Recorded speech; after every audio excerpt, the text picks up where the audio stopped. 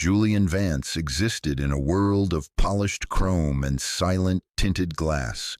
His days were measured in quarterly reports and the hushed clicks of a keyboard, his nights in the vast, echoing emptiness of a penthouse that overlooked a city of glittering, indifferent lights. He had built an empire from code and foresight, a testament to a mind that saw patterns others missed. Yet the only pattern he saw now was the relentless gray of his own existence, a monochrome film laid over a life that was once vibrant with color. It had been 2 years since Sarah was gone, and the world had remained muted ever since. He found himself more and more often in a small bakery cafe called the Corner Need. It was an anomaly in his structured life, a place of flour dust and the scent of burnt sugar, entirely at odds with his sanitized reality. Here the windows were not tinted but streaked with the day's rain, blurring the passing traffic into soft watercolor strokes. The chairs were mismatched wood, their legs scuffed by 1,000 hurried feet. It was imperfect and real, and for reasons he could not articulate, it was the only place the silence in his head seemed to soften. He sat at his usual table in the far corner, a vantage point that offered anonymity. A cup of black coffee, long gone cold, sat before him. He did not come for the coffee. He came for the quiet hum of life that felt distant enough not to intrude, yet present enough to remind him he was not entirely alone. He watched the woman behind the counter. Elara. He had learned her name from the small, hand-stitched tag on her apron. She moved with a weary grace, her smile a small, brave flag against the tide of demanding customers and the constant chime of the service bell.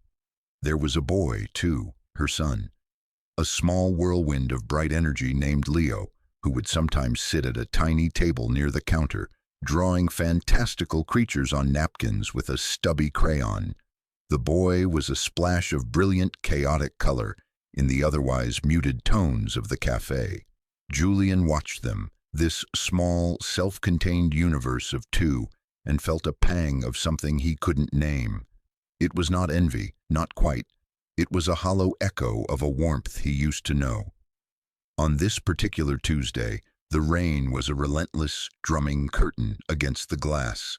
The cafe was nearly empty, the air thick with the smell of wet wool and brewing coffee. Julian stared into his cup, tracing the rim with a finger, lost in a memory of another rainy day, another cafe, another hand held across a small table. A shadow fell over him, small and unassuming. He did not look up, assuming it was the server coming to clear his cup. A small voice, clear as a bell, broke the stillness. "Mister?" Julian blinked, the memory fracturing. He slowly lifted his gaze. The boy, Leo, stood beside his table, clutching a crayon drawing of a lopsided purple dragon. He looked at Julian with an expression of profound, uncomplicated curiosity, his head tilted, like a small bird. Julian, accustomed to the deferential silence of his employees and the calculated pleasantries of his peers, found himself without a script. He simply looked at the child, a flicker of surprise cutting through the fog of his grief. The boy held up the drawing. "This is Sparkle Claws," he announced with grave importance. Then his eyes, wide and brown and startlingly perceptive, fixed on Julian's face. He took a small step closer, his voice dropping to a conspiratorial whisper. "Mister, why are your eyes so sad?" The question was a stone dropped into the still, deep well of his sorrow. It was so simple, so direct. No one had asked him that. They asked how his business was, how his latest venture was performing. They offered clipped, uncomfortable condolences and then steered the conversation back to safer waters. No one had simply looked at him and asked about the sadness that had become the very architecture of his features. The child's words bypassed every wall he had so carefully constructed. For a moment, he could not breathe. He felt a sudden, sharp pressure behind his eyes, an emotion so long suppressed it felt foreign and violent. He opened his mouth to answer, but no sound emerged. Just then, a flurry of motion. "Leo, oh my goodness, I am so sorry." Alara was there, her face flushed with apology. She gently took her son's shoulder, her hand resting on the small space between his shoulder blades. "You must not bother the customers. We've talked about this." She looked at Julian, her expression a mixture of embarrassment and maternal fatigue. "I am so sorry, sir. He's very curious." She did not recognize him. To her, he was not Julian Vance, the titan of the tech industry whose face was occasionally plastered on business magazines. He was just a man in a well-tailored suit, a quiet customer her son had decided to interrogate. This anonymity felt like a shield. Julian finally found his voice, though it came out rougher than he intended. "It's fine. He was not a bother." Alara gave him a small, grateful smile, though the worry did not leave her eyes. She started to steer Leo away, but the boy wriggled, turning back to Julian. He thrust the crumpled drawing into Julian's hand. "For your sad eyes," Leo said, as if this were a perfectly logical prescription. "Sparkle Claus eats sadness for breakfast." Before Julian could react, Alara had whisked the boy away, her apologies trailing behind her. He was left alone at his table, the silence rushing back in, but different this time. In his hand, he held a piece of thin paper, the wax of the crayon leaving a faint, sweet smell on his fingers. A purple dragon with 7 legs and a ridiculously cheerful grin stared up at him. He looked at the drawing, at its clumsy, earnest lines.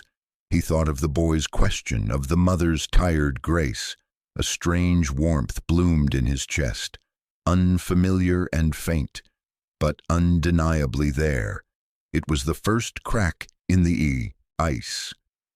A few minutes later, as he was preparing to leave, Alara approached his table again. She held a small paper bag, twisted shut at the top. She placed it beside his empty coffee cup, avoiding his eyes. "Leo insisted," she said softly. "It's a gingerbread man. It's a little lopsided. The arm fell off during baking, but he says the broken ones are the bravest." Her cheeks were tinged with a faint pink. She was offering a simple homespun apology, a gesture of pure, non-transactional kindness. He looked from the bag to her face. He saw the faint lines of exhaustion around her eyes, the strength in the set of her jaw. "Thank you," he said, and the words felt more meaningful than any multi-million-dollar deal he had ever closed. "Please tell him thank you." She gave a small nod and retreated behind the safety of the counter. Julian picked up the bag. It was still warm. He left the cafe, the rain still falling, but the city's gray edges seemed, for the first time in a very long time, a little less sharp. He did not go back to his office. He went home, to the cavernous penthouse that felt more like a museum of a life once lived than a home. He sat in a sprawling armchair that faced the city, the purple dragon drawing on the table beside him. He opened the small paper bag. Inside was a gingerbread man, just as she had said. It was imperfect. One arm was a jagged stump, and the icing smile was slightly smeared. It was not a product of commercial perfection. It was a product of care. He broke off a piece and ate it. The spice was warm, the texture soft. It tasted of comfort, and then something remarkable happened. A smile, a real one, tugged at the corner of his mouth. It felt rusty, an unused muscle protesting the sudden movement. It was a small, fleeting thing, but it was genuine. It was a ripple in the stillness. He looked at the drawing of Sparkle Claus and the brave, broken cookie, and he realized this was the first authentic human connection he had experienced in 2 years. It had come not from his world of wealth and power, but from a small boy with a crayon and a mother with kind, tired eyes. That day marked a shift, a subtle recalibration of his internal compass. The corner need became more than a refuge. It became a destination. He began to structure his days around it, carving out an hour in the late afternoon when the lunch rush had subsided and the cafe settled into a comfortable lull. He told his assistant it was a non-negotiable meeting, a small deception that felt necessary to protect this fragile, new routine. He would sit in his corner working on his laptop, though more often than not, his gaze would drift from the spreadsheets to the small domestic scene playing out by the counter. He learned the rhythm of their lives in fragments. He learned that Leo loved the color red, that he was fascinated by garbage trucks, and that he had a collection of smooth stones he kept in his pockets. He learned that Alara had a way of calming the most difficult customers with her quiet patience, that she hummed softly when she frosted cupcakes, and that she often looked at her son with a fierce, protective love that was both beautiful and heartbreaking to witness. He became a fixture, a silent, well-dressed man in the corner. He was a part of the scenery. To them, he was simply the quiet mister. The anonymity was a balm. Here he was not the sum of his net worth. He was just a man with sad eyes, the keeper of a crayon dragon. Leo, emboldened by Julian's initial acceptance of his art, made it a ritual. Every time Julian came in, the boy would present him with a new drawing, a blue giraffe with wings, a green sun, a stick figure portrait of Julian himself, labeled Mr. Giant, because, as Leo explained, "You are very tall up."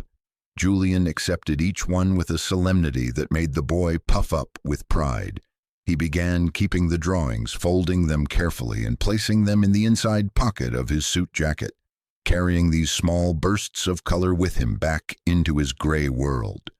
One afternoon, the fragile peace of the cafe was shattered. A crash followed by a sharp, sudden wail. Julian's head snapped up. Leo had been trying to carry a tray with a glass of water to his little table, a task of great and precarious importance. He had tripped. Shards of glass and a puddle of water spread across the worn floorboards. Leo sat in the middle of it all, his face crumpled in tears, a small, bleeding scrape on his knee. Alara rushed from behind the counter, her face pale with alarm. But Julian was already moving. His instincts, honed by years of crisis management in the boardroom, took over. He reached the boy a second before his mother did. He knelt down, ignoring the water that soaked into the knee of his expensive trousers. "Hey," he said, his voice low and calm, cutting through the boy's panicked sobs. "It's okay. Let's have a look." Leo looked up, his tears slowing at the sight of the Mr. Giant kneeling beside him. Julian's calmness was a steadying anchor in the small storm of the accident. He gently examined the knee. It was a minor scrape, already welling with a bead of red. Alara reached them, her hands trembling slightly. "Oh, Leo, sweetie, are you okay?" "It's just a scrape," Julian said, his voice reassuring. He looked at Alara, meeting her worried eyes. "He's all right." He then reached into his briefcase, a sleek leather item that seemed out of place in the cozy cafe, and produced a small, pristine first aid kit. He always carried one. A habit from a time when he had someone to care for. With practiced, gentle movements, he opened an antiseptic wipe and cleaned the small wound. Leo winced but did not cry out, watching Julian's focused expression with wide, trusting eyes. Julian then applied a small bandage, one decorated with cartoon stars that he kept for just such an unlikely emergency. "There," he said, smoothing the edges of the bandage. "A battle scar. All the best heroes have them." Leo sniffled, a small smile breaking through his tears. He looked at the starry bandage on his knee with a sense of wonder. Alara watched the entire interaction, her heart constricting in her chest. She was accustomed to handling every crisis, big and small, completely on her own.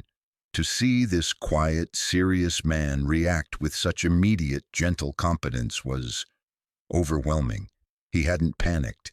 He hadn't been annoyed. He had simply helped.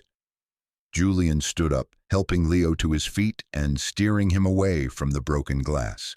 "I'll take care of this," Alara said, her voice a little shaky as she went to get a dustpan and broom. Julian simply nodded and led Leo back to his small table.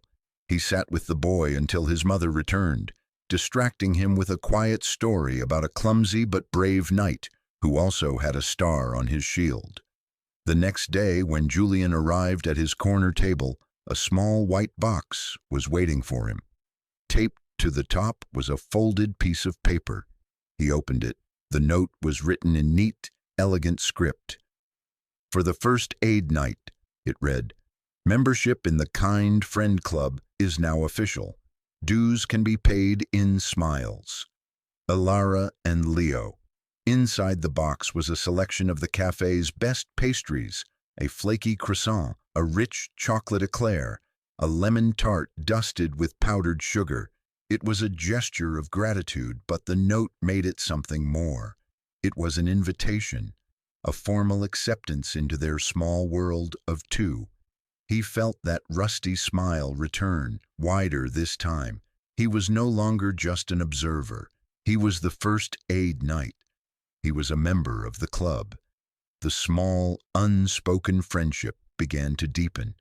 The quiet greetings became quiet conversations. They were brief, fragmented exchanges over the counter as he paid for his coffee, or at his table when Alara had a spare moment. They never spoke of anything of consequence at first. The weather, the quality of the day's pastries, Leo's latest artistic masterpiece. But in these small talks, a fragile bridge was being built between his world of silent skyscrapers and her world of warm, yeasty air. One afternoon, Julian found the courage to ask a question that felt heavier than its simple words. "Is it just you and Leo?" he asked, his voice softer than usual. Alara was wiping down a nearby table. She paused, her movements stilling. A shadow passed over her features, brief but visible. "Yes," she said, "it has been for a long time." She didn't elaborate, but the finality in her tone spoke volumes. It spoke of disappointment and a resilience forged in solitude. He felt an urge to tell her she was not alone, but the words felt hollow, unearned. Instead, he simply nodded. "You're doing a wonderful job with him. He's a great kid." Her eyes met his, and he saw a flicker of surprise, then a wave of genuine gratitude. It was a simple compliment, but it was one she probably didn't hear often enough. "Thank you," she said, and her smile seemed a little less tired. A week later, he found an opportunity to share a piece of his own fractured story. She had noticed the elegant silver watch he always wore. "That's a beautiful timepiece," she commented, admiring its classic design. He glanced down at it, his thumb instinctively stroking the smooth crystal face. "It was a gift," he said, the words catching slightly in his throat. "From my wife." He used the present tense out of habit, a habit he hadn't yet managed to break. He corrected himself, the words tasting like ash. "It was from my wife, Sarah." It was the first time he had said her name aloud in the cafe. The sound of it hung in the air between them, heavy with loss. Alara's expression softened with an immediate, profound empathy. She didn't offer platitudes or empty condolences. She simply stood there for a moment, her presence a quiet acknowledgement of his pain.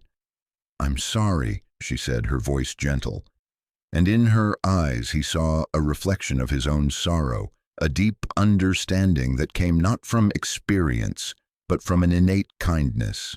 That small, shared moment of vulnerability deepened their connection more than 1,000 conversations about the weather ever could. He had revealed a piece of his grief, and she had held it with respect, without flinching away from its sharp edges. The true test of their burgeoning trust came on a busy Saturday. The cafe was packed, the line snaking to the door. Alara was working at a frantic pace, a blur of motion between the coffee machine and the cash register. A wealthy-looking man in a designer suit, talking loudly on his phone, became impatient. He cut in line, slapped a bill on the counter, and demanded his order immediately. Alara, ever polite, tried to explain. "Sir, I'm sorry, but these people have been waiting." The man cut her off, his voice dripping with condescension. "I don't have time to wait. Do you know who I am?" He made a dismissive gesture around the small cafe. "This isn't exactly a high-class establishment. Just get me my coffee." The public humiliation was stark. The other customers shifted uncomfortably. Alara's face paled, but she kept her composure, her back straight. She quietly prepared his order, her hands moving with a stiff, controlled precision. The man grabbed the cup without a word of thanks and stalked out. Julian watched the entire exchange from his corner table, a cold fury building in his chest.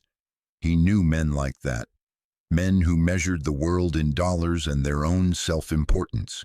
He saw the tremor in Alara's hands as she turned to the next customer, her professional smile pasted on like a mask. He waited. An hour later, as the cafe was closing, he saw her slip out the back door. He followed, a sense of quiet determination guiding his steps.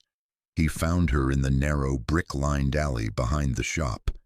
She was leaning against the wall, her head bowed, her shoulders shaking with silent sobs. The mask had finally crumbled. She was trying to pull herself together in the one place no one could see her. He didn't say anything at first. He just stood a few feet away, his presence a silent offering of support. She didn't seem to notice him until he spoke, his voice a low murmur. "He was wrong." She startled, quickly wiping at her eyes with the back of her hand, her composure snapping back into place like a shield. "I'm fine," she said, her voice thick with unshed tears. "Just a long day." Julian took a step closer. He didn't try to touch her, didn't offer empty solutions or promises to fix it. He offered her something far more valuable: permission. "You don't have to be strong all the time, Alara," he said softly. "Not all the time." His words were the key. The shield she held so tightly, the one she had carried alone for so long, finally lowered. A fresh wave of tears came, and this time she didn't try to hide them. He simply stood there, a quiet guardian in the dim alley light, letting her be vulnerable without judgment. He bore witness to her pain, and in that shared silence, a profound and unshakable trust was forged. She was not just the graceful, resilient caregiver anymore. She was a woman who was tired of being strong, and he was a man who was finally learning how to offer comfort again. The seasons began to turn. Autumn bled into the crisp chill of early winter, and the dynamic between them shifted, subtly but seismically. The foundation of trust built in that alleyway allowed for a new kind of intimacy to grow, one expressed not in grand declarations but in small, observant gestures. Julian, the man who saw patterns in complex data, began to see the patterns of her life, of her needs, of the small things that brought a flicker of light to her tired eyes. He noticed that she always rubbed her hands together for warmth on particularly cold mornings, her thin jacket no match for the biting wind that whipped down the city streets. One day, a large, unmarked box appeared at the cafe, addressed simply to Alara. Inside was a beautiful dark wool coat, impeccably tailored and impossibly warm. There was no note. She knew instinctively that it was from him. She wore it the next day, and when she caught his eye from across the room, she gave him a small, questioning smile. He simply dipped his head in acknowledgement, a silent conversation passing between them. He was not trying to buy her affection. He was simply trying to keep her warm. He paid attention to Leo, too. He overheard the boy lamenting that his favorite blue crayon had worn down to a useless nub. 2 days later, a deluxe art set, filled with every color imaginable, was delivered to their small apartment above the cafe. The delivery tag listed the sender as Sparkle Claws. Leo was ecstatic. Alara was moved to tears by the quiet, thoughtful way he cared for them, never asking for thanks, never making a show of his generosity. He was simply filling the empty spaces in their lives with small pockets of warmth and color. The turning point, the moment that transformed their quiet friendship into something deeper, arrived on a frigid Wednesday night. Leo had been listless all day, his usual vibrant energy replaced with a worrying lethargy. By evening, he was burning with fever. Alara tried all the remedies she knew, a cool cloth, children's medicine, but his temperature kept climbing. Panic began to set in, a cold, familiar dread. Her car had broken down weeks ago, a repair she couldn't afford, and a taxi would take too long. She felt the walls of her self-reliance closing in.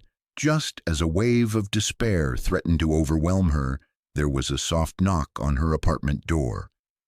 It was Julian. He had been leaving the cafe late and had seen the light on in her window, a gut feeling telling him something was wrong. He stood on her doorstep, his face etched with concern. "I saw the light," he said simply. "Is everything okay?" The sight of him, his steady presence a stark contrast to her internal chaos, was enough to make her composure crack. "It's Leo," she said, her voice trembling. "He has a fever, a bad one. I don't know what to do." Julian didn't hesitate. "Get your coats," he said, his tone calm and authoritative but gentle. "My car is downstairs. I'll take you." The next few hours were a blur for Alara. Julian drove them through the city with a smooth, unhurried competence, navigating the streets as if they belonged to him. He took them not to the crowded public emergency room, but to a private urgent care clinic he knew, a place that was quiet, clean, and efficient. He handled the check-in, his presence commanding a quiet respect that opened doors. He waited with her in the small, sterile room. He didn't offer empty platitudes or try to distract her. He was just there, a solid, calming presence in the unnerving quiet. When Leo, small and miserable on the examination table, started to cry for his mother, Julian spoke to him in a low, soothing voice, telling him another story about the brave knight with the star-covered shield. The doctor confirmed it was just a nasty flu virus, prescribing rest and fluids. Relief washed over Alara, so potent it made her weak. Julian paid the bill without a word, refusing her fumbled attempts to protest. He helped her get Leo, now drowsy with medicine, back into the car. The ride home was silent. Leo was asleep in the back, bundled in Alara's coat. Julian drove carefully, the city lights sliding over his focused profile. Alara watched him, her heart aching with a feeling she hadn't allowed herself to name until now. She was used to being the strong one, the caregiver, the one who held everything together. In the past few hours, he had effortlessly, unassumingly taken care of her. He had been her shield. When they arrived back at her apartment, Julian insisted on carrying the sleeping boy upstairs. He held Leo in his arms as if he were made of glass, his movements sure and gentle. Alara unlocked the door, her hands still shaking slightly, and led him to Leo's small bedroom. He laid the boy down in his bed, tucking the covers carefully around him. As he straightened up, Leo stirred, his eyes fluttering open for a moment. He looked at Julian, his gaze unfocused but trusting. In a sleepy, slurred murmur, he whispered, "You keep Mommy safe, Mr. Giant." Then his eyes closed and he was fast asleep again. The innocent, heartfelt words hung in the quiet room. Julian froze, his back to Alara, his shoulders tense. He had heard them. Alara's breath caught in her throat. She looked at this man, this quiet, sad, impossibly kind man who had stepped into their lives and filled them with a security she had never known. She saw it all with a sudden, startling clarity. The coat, the art supplies, the way he listened, the way he had calmly taken control of her panic and guided her through it. It wasn't pity, it wasn't charity, it was care. It was a deep, steady, and unwavering form of love. And in that moment, hearing her son's sleepy validation of what her own heart had been trying to tell her, Ilara Reed admitted it to herself. She was in love with Julian Vance. She was in love with the first aid knight, with the keeper of crayon drawings, with the quiet man who had sad eyes but the kindest soul she had ever known. The realization was terrifying, and it was wonderful. It was a hope she hadn't dared to feel for a very, very long time. The shared crisis of Leo's illness had irrevocably altered the landscape of their relationship. The space between them now shimmered with an unspoken understanding, a new and delicate tension. They were no longer just a lonely man and a resilient woman who shared a space in a cafe. They were two people who had seen each other's vulnerability and had not turned away. But the world outside their quiet bubble was not always so gentle. A week later, Julian made a decision he had been postponing for months. He brought his son, Sam, to the corner need. Sam was 7, a bright, thoughtful boy, whom Julian was in the final stages of adopting. The process had been long and arduous, a journey he had started with Sarah, and one he was determined to finish for both of them. He wanted to introduce the two most important parts of his new life to each other. He wanted to bring his little boy into the one place that felt like a sanctuary. The moment they walked in, Ilara's face lit up with a genuine smile. She knelt to greet Sam, her warmth immediately putting the shy boy at ease. Leo, seeing a new potential friend, ran over with a drawing of a two-headed tiger. For a few perfect sun-drenched moments, Julian watched the four of them at a table, Ilara, Leo, Sam, and himself, and felt a profound sense of rightness, a glimpse of a future he hadn't dared to imagine. It felt like family. The peace was shattered by the arrival of two new customers. They were a couple, impeccably dressed, oozing the kind of casual arrogance that Julian recognized instantly. They surveyed the cozy cafe with disdain, their eyes landing on Julian's table. Their gazes lingered on Sam, who was black, and then on Julian. The woman leaned over and whispered something to her husband, her lips curled in a sneer. Julian's entire body went rigid. He knew that look. He had seen it before in boardrooms and at galas, the subtle, poisonous judgment. He placed a protective hand on Sam's shoulder. The couple sat at a nearby table, their voices deliberately loud. "It's just so charitable of some people," the woman said, her voice dripping with false sympathy. "Taking in those children. One has to wonder about their background." Her husband chuckled. "As long as they're kept on a tight leash. Can't have them getting the wrong idea about their station in life." The words were like acid burning through the warm air of the cafe. Sam flinched, his small body curling in on itself. He understood the tone, if not the precise words. He looked up at Julian, his eyes wide with confusion and hurt. Julian's heart fractured. His sanctuary had been invaded. His son had been wounded. Before Julian could rise, before the cold corporate fury he reserved for his enemies could be unleashed, Ilara moved. She had been at the counter, her back to them, but she had heard every word. She turned, her face a mask of calm, controlled anger. She walked over to the couple's table. "Excuse me," she said, her voice low but carrying the weight of steel. "I'm afraid there's been a misunderstanding. This is a place of business, but it is also a community. And in this community, we do not tolerate hate." The woman scoffed. "I have no idea what you're talking about."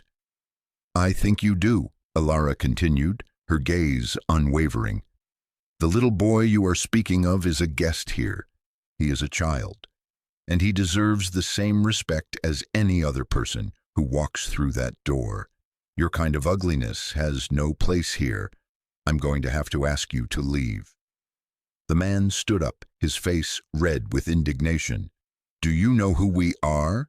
We could have this little dump shut down. I want to see your manager." The manager, a timid man named Mr. Harris, scurried out from the back office, his face pale. "Is there a problem?"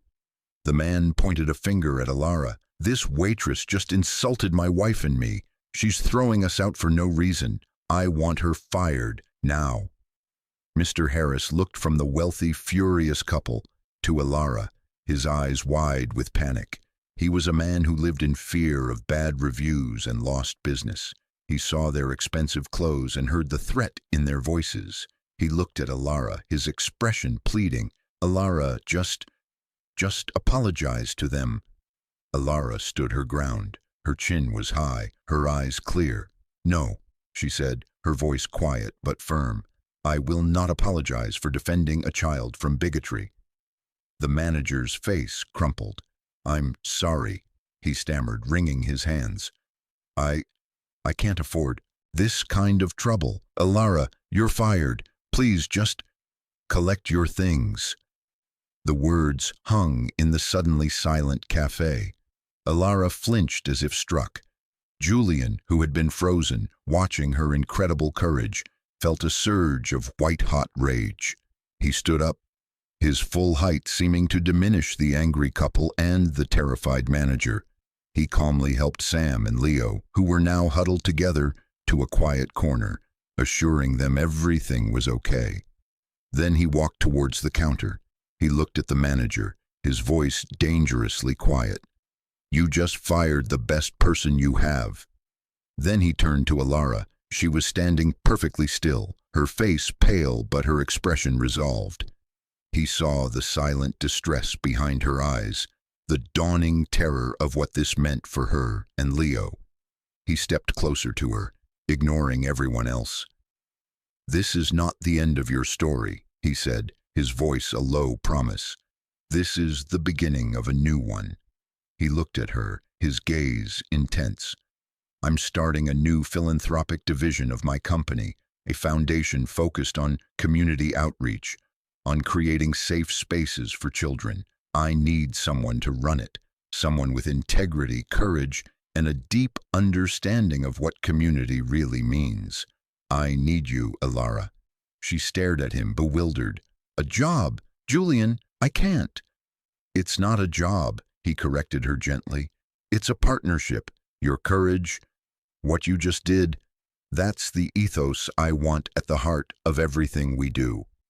He saw the hesitation, the pride, the fear in her eyes. He knew she would see it as charity, a debt to be repaid. He had to reframe it. He lowered his voice so only she could hear. "You protected my son," he said, his voice thick with emotion. "When I was frozen, you stood up for him. You were his shield. Now it's my turn to protect you and yours." His words changed everything. It wasn't charity, it was reciprocity. It was a partnership forged in a moment of shared crisis. It was him, finally, being her shield. She looked from his earnest, determined face to her son, and then to his son. She saw the future he was offering, not an escape, but an opportunity to build something better, together. A single tear traced a path down her cheek, but this time it was not a tear of sorrow. It was a tear of overwhelming, heart-stopping hope. She took a deep, shaky breath. "Okay," she whispered. "Okay, Julian." The transition from the world of the corner need to the world of the Vance Foundation was dizzying for Alara. She traded her flour-dusted apron for business attire, the scent of baking bread for the quiet hum of a state-of-the-art office. But Julian made sure she never felt lost. He was her constant guide, her steadfast partner. They worked side by side, shaping the foundation's mission, their shared values creating a powerful synergy. The professional partnership quickly deepened the personal one. Late nights spent drafting proposals turned into quiet dinners. Conversations about budgets and logistics would meander into discussions about their dreams for their children, their fears and their hopes for the future. In the quiet, glass-walled office high above the city, they were building more than a foundation. They were building a life. One evening, they were poring over architectural plans for their first major project. Alara, tracing a line on the blueprint with her finger, made a suggestion. Julian leaned in to get a closer look, his arm brushing against hers. A jolt, small but electric, passed between them. The air grew thick with all the words they had not yet said. He looked up from the plans, his gaze meeting hers. The world outside the window, a tapestry of glittering lights, seemed to fade away. There was only the space between them, charged with months of unspoken affection. He slowly reached out, his hand covering hers where it rested on the paper. His touch was warm, deliberate, and infinitely gentle. It was not an accident, it was a declaration. "Elara," he said, his voice a low murmur. Her name was a question, a statement, a prayer. She didn't pull away. She turned her hand over, her fingers lacing with his. It was an answer, a simple physical acknowledgement of the profound emotional truth that had grown between them. This was not the first aid knight and the damsel in distress. This was not the wealthy CEO and the struggling single mother. This was Julian and Elara, two halves of a whole they were only just beginning to discover. He leaned in and kissed her, a soft, tentative kiss that tasted of hope and second chances. It was the closing of one chapter and the beautiful, breathtaking beginning of the next. The Foundation's first project was a testament to their shared story. Julian had purchased the entire block where the corner need was located. He helped Mr. Harris into a comfortable retirement and gave Elara co-ownership of the newly renovated and expanded bakery. But the centerpiece of the project was next door, in a building that had been derelict for years. They transformed it into the Sparkle Claws Center, a vibrant community arts hub and library for underprivileged children. It was a place dedicated to creativity, safety, and hope. The public launch was a grand affair. City officials, journalists, and community members gathered in the newly opened center, the walls of which were adorned with a gallery of Leo's most fantastical crayon drawings, professionally framed. Julian, a man who had addressed thousands at tech conferences and shareholder meetings, had never felt more nervous as he stepped up to the podium. He spoke not of investment returns or strategic philanthropy. He spoke of kindness. He spoke of the courage of a woman who stood up to hate. He spoke of the wisdom of a child who knew that a drawing could heal a sad heart. Then he called Leo and Sam to the stage. He knelt before them. To Sam, he presented the final adoption papers, framed. "This makes it official in the eyes of the law," he said, his voice thick with emotion. "But you were my son in my heart from the very first day." Then he turned to Leo. He handed him a beautiful leather-bound sketchbook and a set of professional-grade artist pencils. "You taught me that art can change the world," Julian said. "I want to make sure you always have a place to create, and that you always know you have a permanent place in our family." Finally, he stood up and faced Elara, who was watching from the front row, her eyes shining with tears. The crowd faded away. He was speaking only to her. "For a long time," he began, his voice clear and strong, "I lived in a world of gray. It was a safe, predictable world, but it was colorless. And then I met you and your incredible son.